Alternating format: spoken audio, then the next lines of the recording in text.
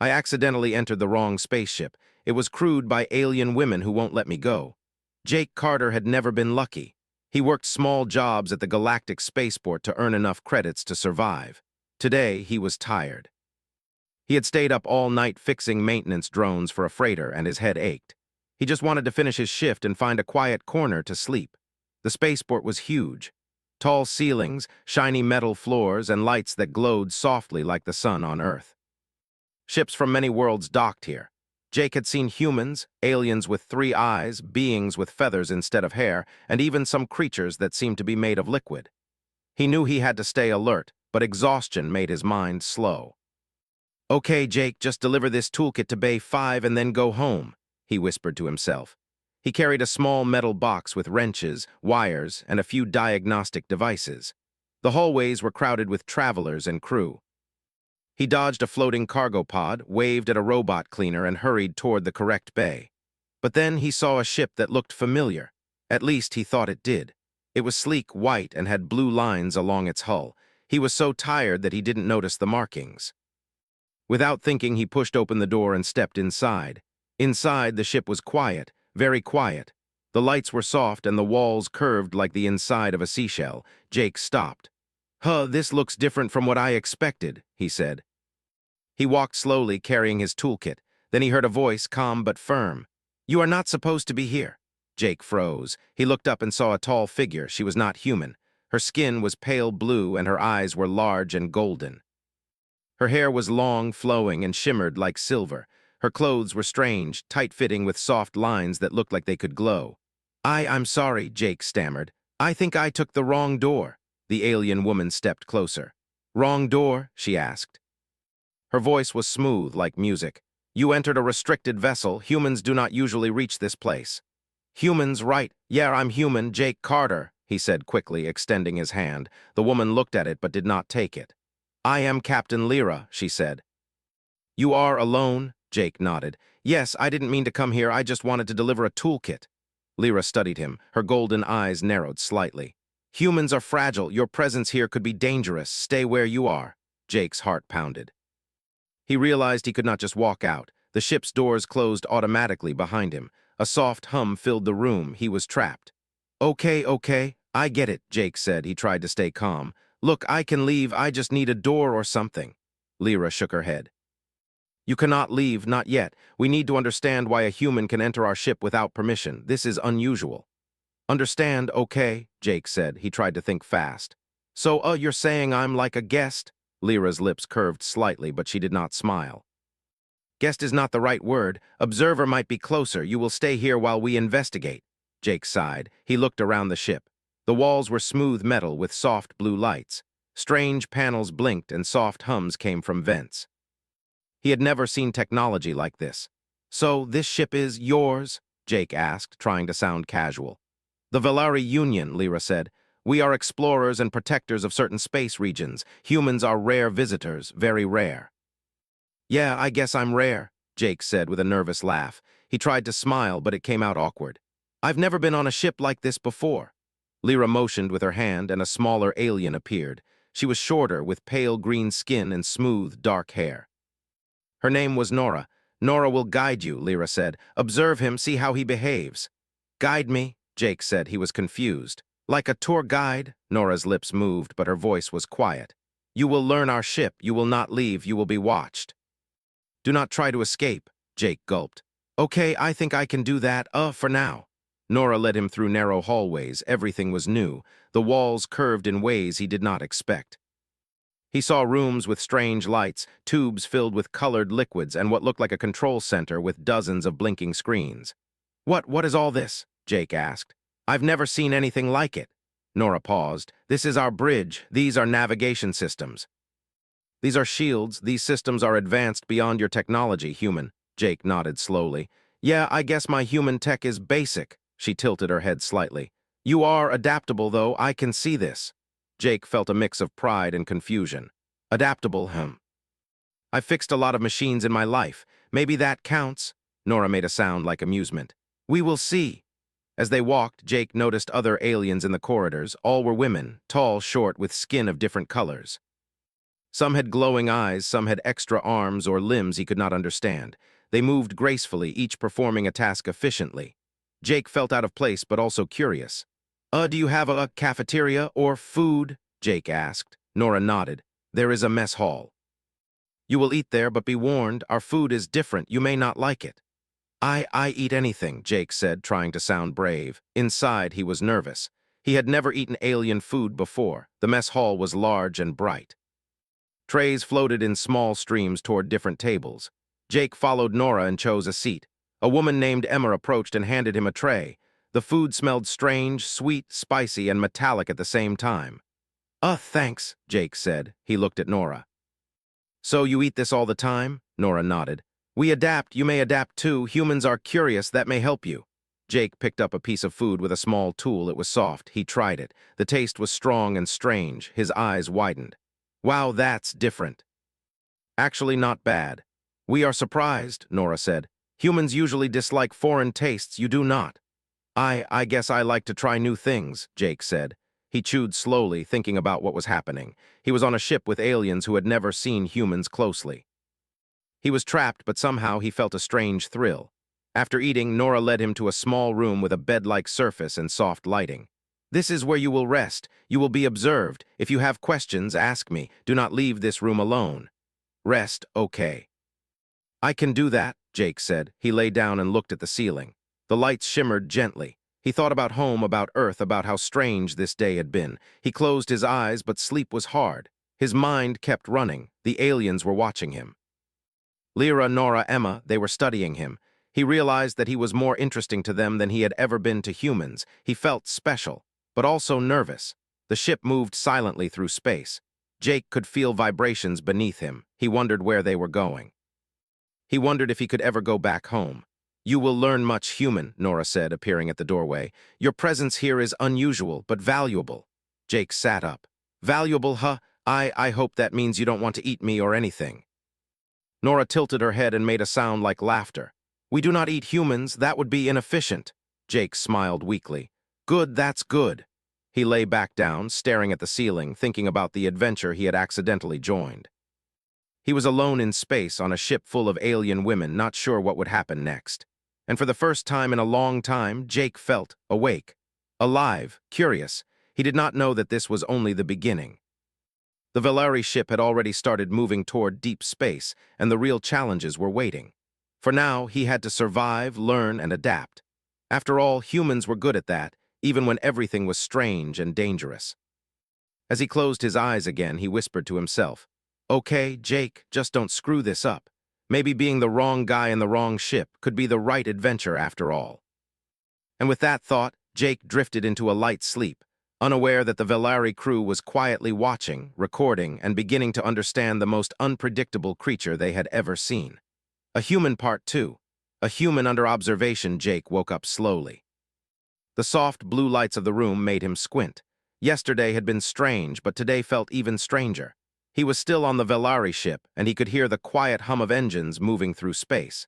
He stretched and looked around. Nora was standing in the doorway, waiting. "Good morning," she said, her golden eyes calm. "It is time to learn our ship."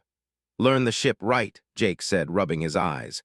"So like a tour," Nora tilted her head. "More than a tour, you will understand our technology. You will observe and adapt. That is your task." Jake blinked. "Observe and adapt, okay, I can do that, mostly." Nora led him through the ship. The corridors curved smoothly and the floor glowed faintly. Jake tried not to bump into walls or the floating equipment. He noticed that the ship was alive with activity. Every alien woman moved with purpose. Some worked on glowing panels, some repaired small machines, and some monitored screens with symbols he could not understand. What is all this?" Jake asked. "I've never seen machines like these before." "Our systems are advanced," Nora said. "Navigation, shields, communication, all operate on principles your people do not understand, yet humans are adaptable. You may learn quickly." Jake smiled nervously. "Yeah, I guess humans are good at figuring things out, sometimes." Nora did not smile. She only watched him closely, noting how he walked, how he moved his hands, how he looked at everything. Jake felt like a lab experiment, but not a bad one, more like a puzzle they wanted to solve. They entered a large room filled with strange consoles and floating displays. Colors shifted and symbols moved in patterns. Jake's eyes widened. Wow, this is like sci-fi movies but real, Nora nodded. You may touch certain controls, observe only others. We will not harm you, but understanding comes from experience. Jake hesitated, then reached out. He pressed a small panel and a soft hum sounded. A screen lit up, showing a map of space. He pointed. Is this where we are? Nora tilted her head. Yes, you comprehend quickly. Jake felt proud. Well, I do watch a lot of movies. Maybe that helps. Nora made a small sound, almost like a laugh. Movies are not reality, yet humans use imagination to survive. That is interesting. As they moved through the ship, Jake noticed other alien women stopping to watch him. Emma smiled faintly when he fixed a small floating panel that had a loose wire. Claire, another officer, raised an eyebrow as he carefully adjusted a lever that was not working smoothly. You understand tools, Claire said. Humans repair with hands, not just machines. This is unusual. Yeah, I guess fixing stuff is my thing, Jake said. I've been doing it all my life. You are useful, Nora said quietly, but usefulness is not the same as trust. Jake nodded. He felt a little nervous. Trust, right, I get it. You're watching me to see if I screw up. Nora only nodded. She did not explain further. Jake decided that maybe being watched was safer than being ignored. At least they noticed him. Later, they entered a room where several small systems were failing. Lights blinked red and alarms beeped softly. Jake's eyes lit up. Can I try? He asked. Try, Nora asked. Yeah, I mean, I've fixed drones, circuits, engines. I can take a look. Nora nodded. Observe and adapt, human. Go ahead. Jake knelt on the floor and opened the panel. Wires, small circuits, and glowing tubes filled the space. He touched them carefully, remembering his past jobs. Slowly, methodically, he adjusted wires, tightened connectors, and tested circuits.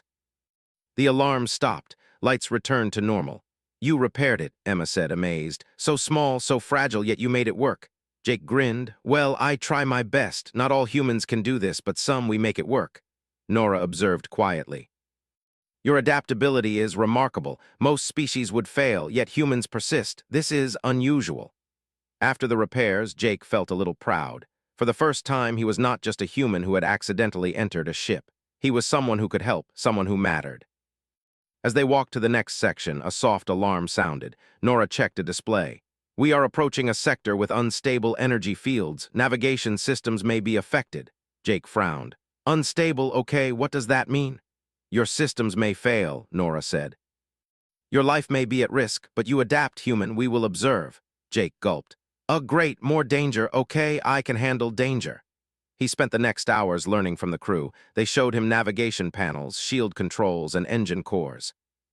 Jake asked questions constantly, and sometimes he even suggested solutions. The Valeri women watched silently, noting every move. At one point, a control console began blinking erratically. Jake leaned in. This looks like it's overloaded. Maybe if we reroute power. He followed the instructions from instinct. Lights stabilized and the blinking stopped. You are unpredictable, Lyra said later, speaking over the ship's communicator. But humans are also creative. That is impressive. Jake felt nervous. Unpredictable, huh? I hope that's good. It is for now, Lyra replied. Your kind survives because you adapt. That may save us one day. During a break, Jake sat in the mess hall. The alien food still smelled strange, but he was beginning to enjoy it. He picked up a floating tray of small, soft orbs and tasted one. It was sweet with a metallic hint. He smiled. Okay, I like this now. Emma came over. You eat our food easily, she said. Humans usually dislike it. Why do you not? I guess humans are curious. We try new things. Sometimes it works, sometimes it doesn't, but we always try. Nora joined them silently. Jake noticed how quiet and calm she was. He had seen her watch him for hours without interruption. It made him feel safe in a strange way. As they talked, the ship suddenly shuddered. Alarms blared. Jake jumped. What happened? Energy field interference, Nora said. Navigation systems are affected. Stay calm. Stay calm, okay? Jake looked at the panels, then at Nora. Maybe if we manually override, reroute, maybe we can stabilize it. Nora's eyes widened slightly. You suggest action. Yes, do it. Jake quickly followed instinct and what he had learned. He adjusted switches, rerouted power, and guided small drones to fix minor faults. Slowly, the ship's hum returned to normal. Lights stabilized. Remarkable, Lyra said over the communicator. Human thinking saved us. Usually we rely on technology alone. You are unusual. Jake felt a mix of pride and disbelief. I just did what I could. I guess humans can be useful sometimes. More than useful, Nora said quietly. You survive, you adapt. You think differently, that is rare. For the first time, Jake realized he was not just a passenger. He was part of the crew in a small but important way. The Velari women were learning from him, just as he was learning from them. As the ship moved further into deep space, Jake lay down in his room that night. He stared at the glowing ceiling, thinking about what had happened. He had fixed systems, learned new technology, eaten strange food, and survived minor danger. Humans were often underestimated, and maybe, just maybe, that was an advantage. Humans, we survive, Jake whispered to himself. We adapt, and we keep going, even when everything is strange. Outside, the Velari crew watched quietly, noting every moment, every reaction. They were beginning to understand that Jake Carter, this ordinary human, was unlike anything they had expected. He was small, fragile, and unpredictable, but he was alive. And in space, alive was powerful part 3. The threat in deep space. Jake Carter woke to a soft vibration in his room. The lights were brighter than usual, and the hum of the ship felt faster, like it was running with urgency. He rubbed his eyes and looked at the doorway. Nora was standing there, calm but serious. Jake, she said, we are entering a dangerous sector. There are raiders in this region. You must remain alert. Raiders? Jake asked, sitting up. Like space pirates? Yes, Nora said. They are aggressive and unpredictable. Most species avoid this sector. Our sensors detect their presence. Jake swallowed hard. Great, just another day, huh? Nora did not answer. She simply motioned for him to follow. As they moved through the corridors, Jake noticed the rest of the crew preparing. Emma and Claire checked consoles and devices. Lyra walked calmly along the bridge, her golden eyes scanning the holographic displays. What can I do? Jake asked quietly to Nora. I mean, I'm just one guy. I don't know your weapons or shields. Nora tilted her head. Observe and adapt. Your thinking may help. Humans do not follow patterns like other species. That may give us an advantage. Jake nodded slowly. Okay, adapt. I can try that. They reached the bridge. Jake looked around in awe. Screens floated in midair, showing maps of the region. Red dots blinked closer and closer, small ships moving fast, clearly raiders. They are approaching, Lyra said. We cannot outrun them completely. We must use strategy. Jake's heart pounded. He had never been in combat, especially not in space, yet somehow he felt alive. Strategy, okay, maybe if we fake one route while going another, he suggested. Lyra's eyes narrowed slightly. Explain. Well, if they think we're going left but we actually go right, they'll follow the wrong path. Then we can escape or counterattack, Jake said, pointing at the holographic map. Emma raised an eyebrow. Humans, you think in unexpected ways. That's kinda our thing, Jake said, trying to sound confident. Inside, he was nervous but determined. Lyra nodded. Prepare the ship. Jake, guide manual systems if needed. Your thinking may save us. Jake ran to the control panels. He tried to remember what he had learned in the past hours. Lights, levers, small buttons, and floating holograms. He touched them carefully, rerouting power and adjusting navigation. Nora and Claire watched his every move. The raider ships closed in fast. Their weapons glowed red, scanning for targets. The Velari ship's shields flickered. Jake's hands moved quickly, trying to follow instinct and logic at the same time. Reroute power to forward shields, then divert some energy to engines, Jake suggested. If we fake a signal to the left, they'll follow it and we can slip past. Nora's eyes widened slightly. Human, you may be right. Implement it. Jake worked fast, his fingers flying over controls he barely understood. The ship shuddered as energy flowed differently through the hull.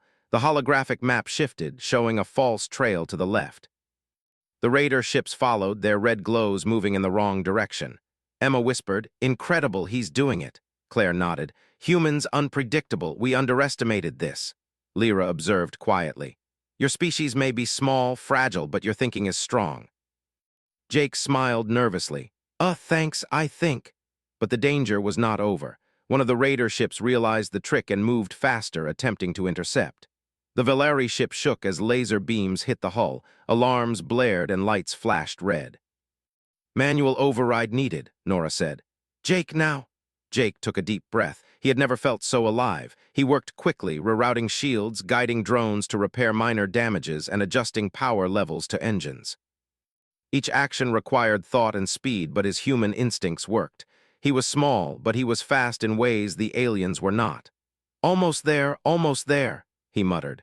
The raider ship fired again, but this time Jake had predicted it. He guided the Velari ship in a small arc, letting the beam glance off the hull. The ship's shields held. The raider ship miscalculated and overshot, moving past them. "We did it," Jake said, leaning back slightly. His heart was pounding and sweat ran down his face. We survived," Emma smiled. "You humans saved us," Claire nodded. "You're thinking unexpected and effective. This is rare." Lyra's voice came over the communicator. "Remarkable, you humans are often underestimated, yet your mind can be stronger than weapons.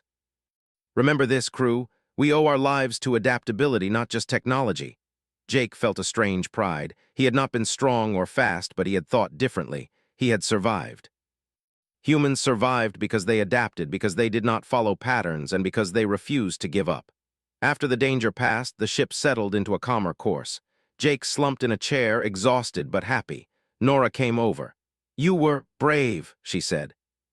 "Not in strength, but in thought. Humans are more capable than we expected." Jake nodded slowly. "Thanks, I guess being small and fragile doesn't mean useless."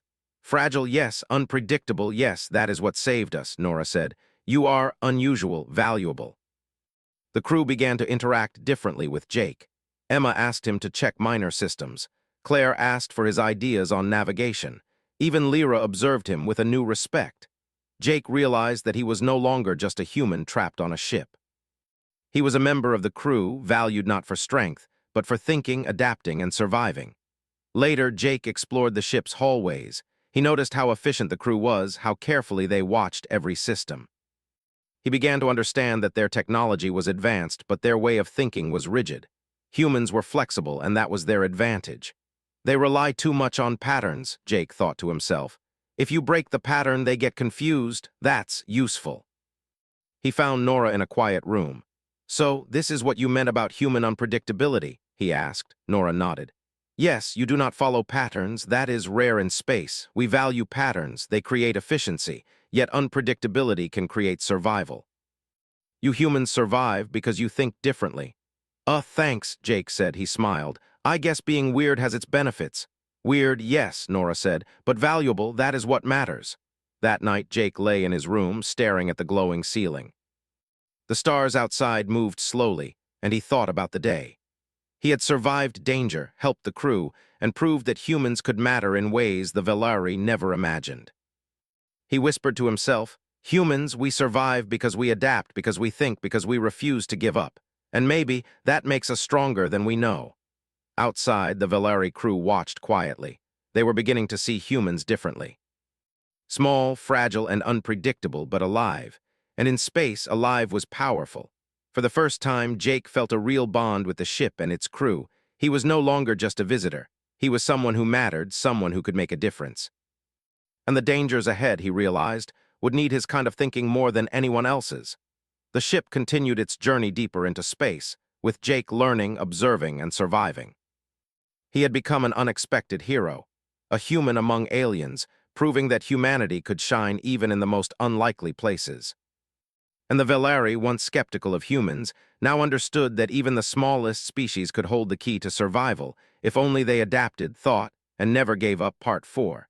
The choice to stay. Jake Carter woke slowly. The soft blue lights of the ship made his eyes blink. Yesterday had been exhausting. He had faced danger in deep space, helped repair the ship, and even guided the Velari crew through a raider attack. He felt tired but alive. For the first time, he understood that humans could survive even when everything seemed impossible. He got up and walked through the corridors. The ship felt quieter than usual. Many of the alien women were gathered in small groups, talking in low voices. He noticed Lyra standing apart, her golden eyes focused on a holographic map of the region. Nora appeared beside him. "Jake," she said softly, "the command network has contacted the ship. They want a human transferred for study. Your presence is no longer optional in their eyes." Jake froze. "Study, huh? You mean take me away?" "Yes," Nora said. "They will examine humans. You will not be free." "But the crew, many of us now see you differently. We must decide what to do." Jake's heart sank. He had survived danger, helped the crew, and finally felt part of something. Now they wanted to take him away. I don't want to be treated like an experiment. I'm not cargo, he said quietly. Nora nodded. We understand. That is why this decision is difficult. Some of us wish to protect you. Some follow orders. Jake walked to the bridge. Lyra noticed him and gestured for him to sit.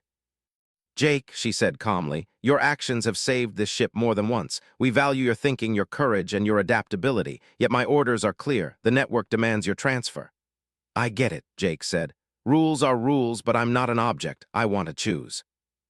I want to stay if that's okay. Lyra paused. She looked at him carefully.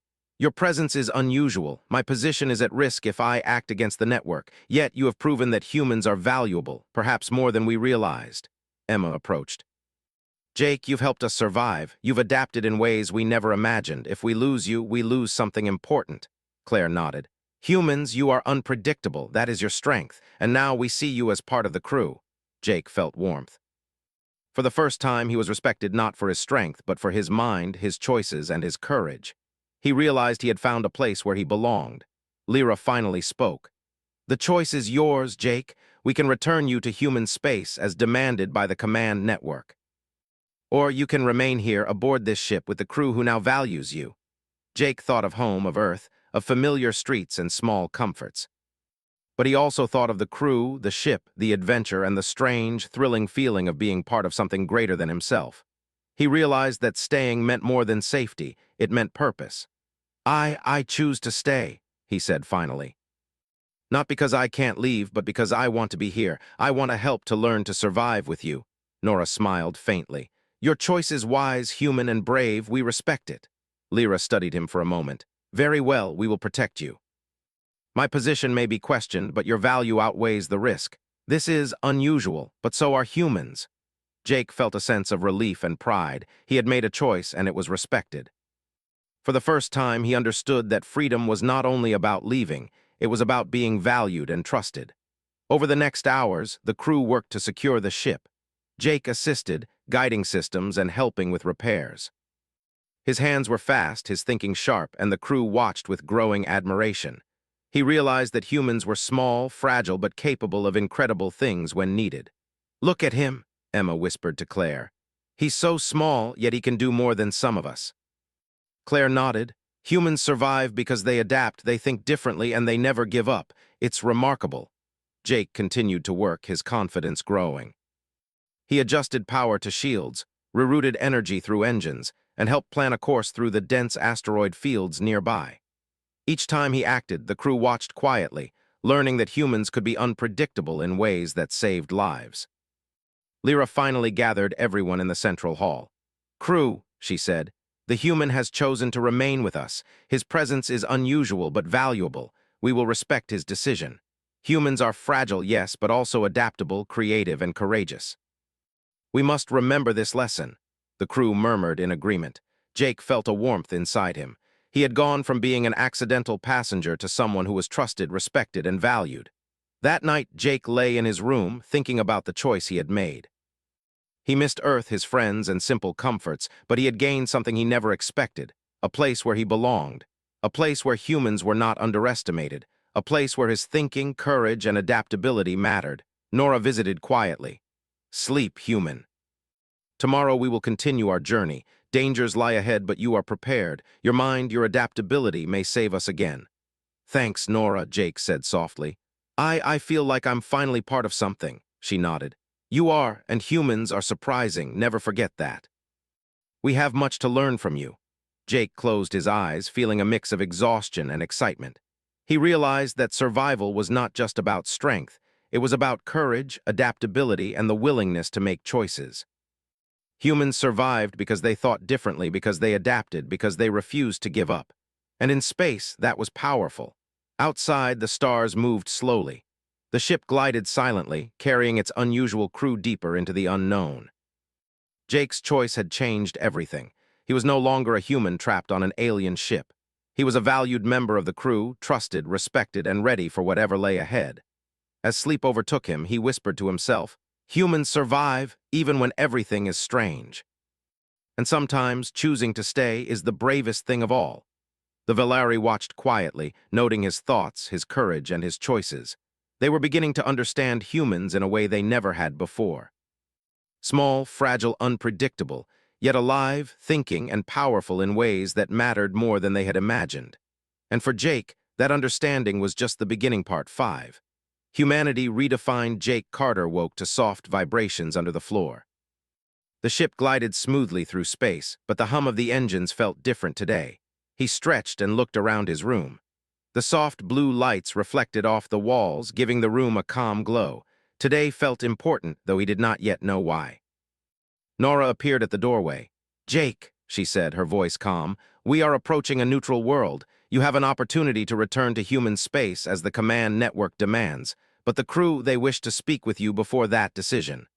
Jake felt his heart beat faster. "Speak with me, okay? I'm ready." He followed Nora to the main hall. The Valari crew was assembled, their expressions serious but warm. Lyra stood at the center, her golden eyes scanning each member.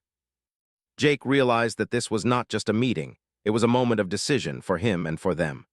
"Jake Carter," Lyra said, "you have survived our tests, our dangers, and our challenges. Your presence here has changed our understanding. Humans are unusual, fragile, yet capable.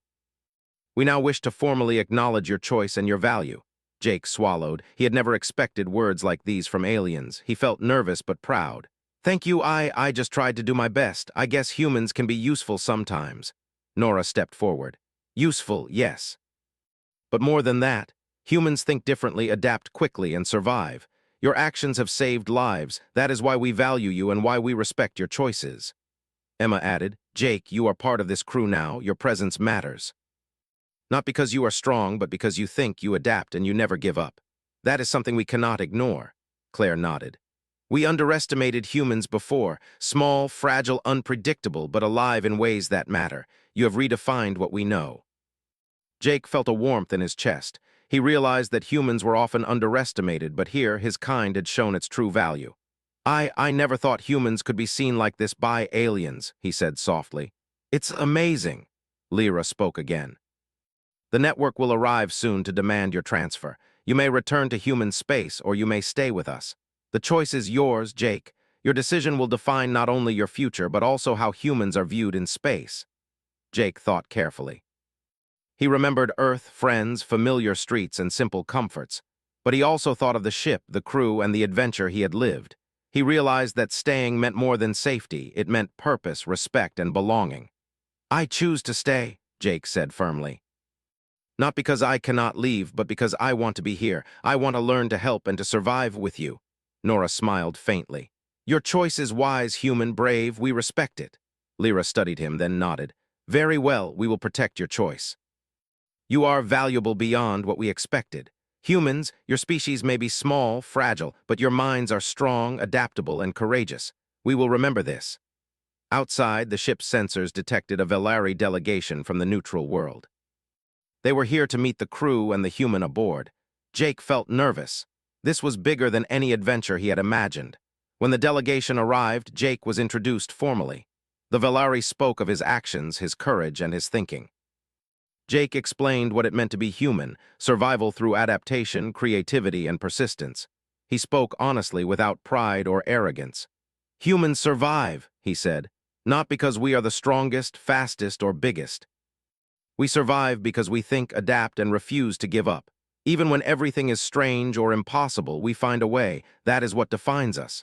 The delegation listened quietly. Their expressions shifted from skepticism to respect. Lyra watched, proud of Jake. The crew felt a quiet joy. This human, small and fragile, had shown the universe that humans were more than they seemed. After the meeting, the neutral world's representatives offered Jake a choice: return to human space or remain as an official liaison aboard the Valari ship. The offer acknowledged his value, his bravery, and his thinking. Jake thought carefully. He could return to Earth safe and familiar, but the ship, the crew, and the adventure had changed him. He realized that he had found a place where humans were respected, valued, and understood. I will stay," Jake said quietly. "Not because I am forced, but because I want to, because I belong here now." The crew cheered softly, a mix of pride and relief in their voices. Lyra smiled, golden eyes warm. "Welcome, human. You are officially part of our crew. Your species may be small and fragile, but your mind, your courage, has redefined humanity in our eyes." Jake felt a deep sense of belonging. He had come to the wrong ship by accident, but he had found the right place. He was not just a human trapped in space. He was someone valued, respected, and trusted. Over the next days, Jake learned more about the ship and the Velari crew. He studied their technology, helped plan missions, and shared human ideas. He found that even the smallest thoughts, simple solutions, and creative ideas could make a difference. Humans were underestimated, yes, but that was also their strength. Humans unpredictable, Claire said one day. We cannot always plan for you, yet that unpredictability saves us. Your kind is remarkable. Jake smiled. Yeah, that's kind of our thing. We survive by thinking differently, by adapting, by refusing to give up. Nora watched quietly, her calm eyes showing respect. Humans, your species is fragile, yes, but strong in ways we never realized. Your mind, your choices, they matter. Jake realized that humans did not need to be the biggest or strongest to matter. Survival, adaptability, and courage were just as powerful as strength or size. And now, the Velari crew understood this too. As the ship traveled deeper into space, Jake felt alive. He had found a purpose, a home, and a place where humans were valued. The adventures ahead would be dangerous, yes, but he was ready. He had survived raiders, repaired systems, guided the crew, and earned trust. Humans survived because they adapted, because they thought, because they refused to give up. Humans survive, Jake whispered to himself. And sometimes that is enough to change the universe. The Velari crew, once skeptical, now saw humanity in a new light. Small, fragile, unpredictable, but alive, thinking, and powerful in ways that mattered. Jake had shown them that humans were not to be underestimated. And in the quiet hum of the ship, traveling among the stars, Jake knew that this was only the beginning. Humans had survived, and now, in the eyes of the Velari, they were respected, valued, and redefined. Jake looked out at the endless expanse of space. Stars glittered like diamonds, planets glowed softly, and distant nebulae shimmered in colors he could never name. He felt excitement, courage, and belonging all at once. He was small, yes, human, yes, but alive, thinking, and ready for whatever the universe held. Humans survive, he whispered again. We adapt, we think, we endure, and we make a difference, no matter how small we seem. The ship continued its journey, carrying its unusual crew, led in part by a small human who had shown that survival was more than strength. It was courage, adaptability, and the choice to stand when everything seemed impossible. Jake had entered the wrong ship by accident, but he had found the right place to be, and in the quiet hum of the Velari vessel, humanity had been redefined.